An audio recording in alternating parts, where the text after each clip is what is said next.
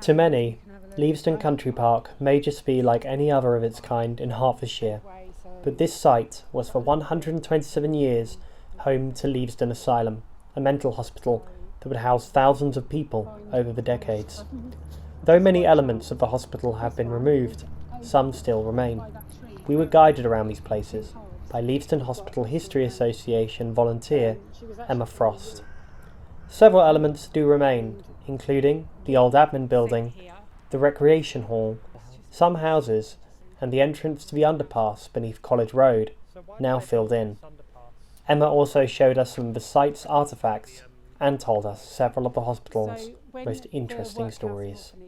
We've got the steward's book in the cabinet, which was generally the running of the hospital on a daily basis, like everything that they sold at auction, or regarding the farming, or light bulbs that needed to be changed, anything along those lines, the fixtures and fittings. And then smack bang in the middle of the book is the story of Caroline Ansell, who was poisoned by her sister, who sent her some cake laced with phosphorus.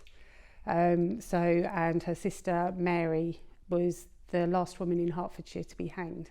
But the story of Caroline is all written in that book. So this is the model of what would have been the Abbots Langley General Hospital. Mm-hmm. So this was built by a company of architects, and this is their vision of what the hospital would have looked like.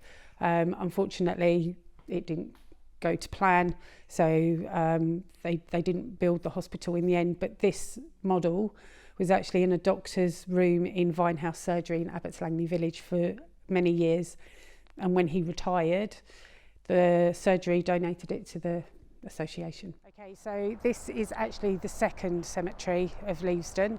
The first cemetery was closed because of an outbreak of cholera in the late 1800s, so there is in excess of 5,000 people buried in a mass grave in there.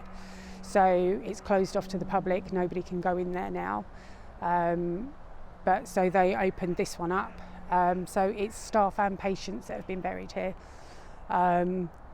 We've got the youngest one was 3.5 months old. So that's the youngest person that we've got in here. A lot of the full body burials, as they were called, were 7 or 8 deep. So there are many, many people that were buried here. We don't actually know how many exactly, because the Book of Remembrance that had all that information was lost when the hospital closed. So the only record, official record, is the one that the Leavesden Hospital History Association have put together. I think it's purely because of the history of the place, and around this area it was one of the main parts of employment. So you either had families that worked at the aerodrome or Leavesden Hospital, or both. People have got such fond memories of this place because they used to have massive summer fetes here as well during the summer.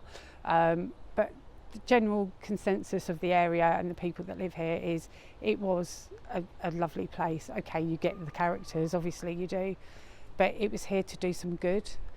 And I think that is more important than anything, that people forget that sometimes, that they hear the word asylum from many years ago and they twist it round to mean something else, when actually it means safe place to be. And that's all they were doing for the patients that were here. And more than likely they turned into residents because they stayed here for what could be the rest of their lives.